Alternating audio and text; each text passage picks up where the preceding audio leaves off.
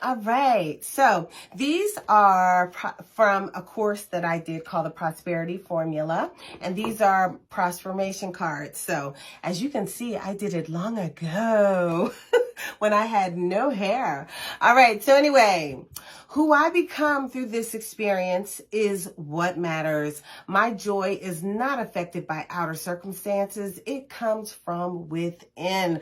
And I have to just say ashe to that, because you know, who I become is the most important thing. I have loved my journey. My journey has had highs, it has had lows, but all in all, it's created me into this being that I am right now. It has prepared me for exactly what I am going through and growing through right now. Every experience that I've had. So I love this. Who I become through this experience is what matters.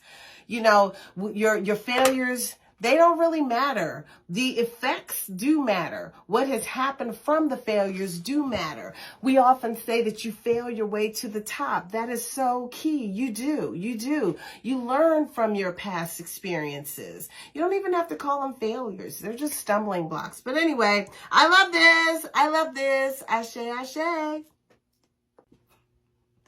Thank you for watching.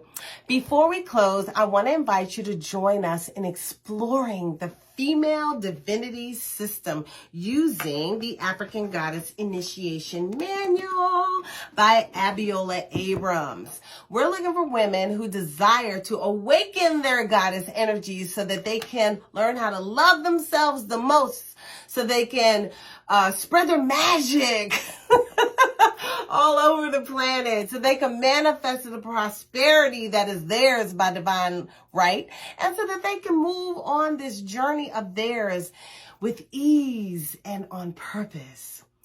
The goddesses must be awakened. So if you're ready to elevate your life and you want to be a part of this mission, look in the description box or in the profile section and find the link to our sister circle and meet us on the other side.